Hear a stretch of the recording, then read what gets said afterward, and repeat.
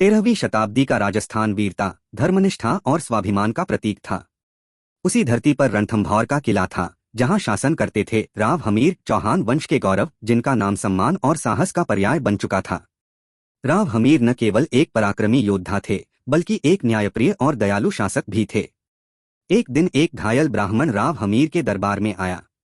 वह डर और पीड़ा में डूबा था। राव हमीर ने उसे न केवल शरण दी, बल्कि उसे अपने महल में सुरक्षित स्थान दिलाया और उपचार भी करवाया। परंतु किसी को क्या पता था कि वह ब्राह्मण असल में दिल्ली के सुल्तान अलाउद्दीन खिलजी का जासूस था।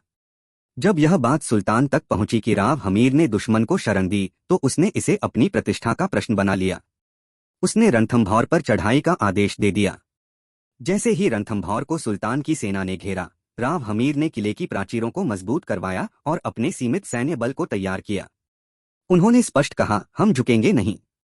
स्वाभिमान की रक्षा के लिए प्राण जाएं तो जाएं।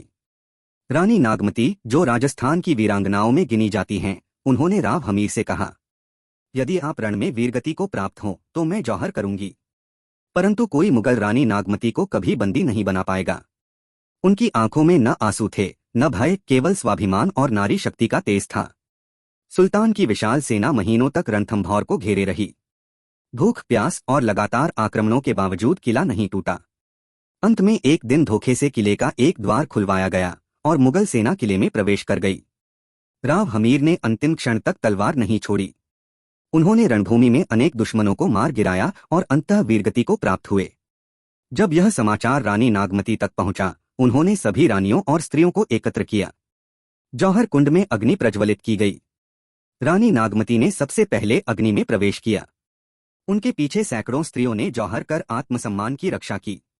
प्रेरणा। यह कोई साधारण युद्ध नहीं था, यह धर्म, आत्मसम्मान और स्त्री शक्ति की पराकाष्ठा थी। राव हमीर ने दिखा दिया कि एक राजा सिर्फ तलवार से नहीं, अपने सिद्धांतों से महान होता है। रानी नागमती की कहानी हर उस स्त्री के लिए प्रेरणा है जो सम्मान की रक्षा के लिए प्राण देने से भी पीछे नहीं हटती।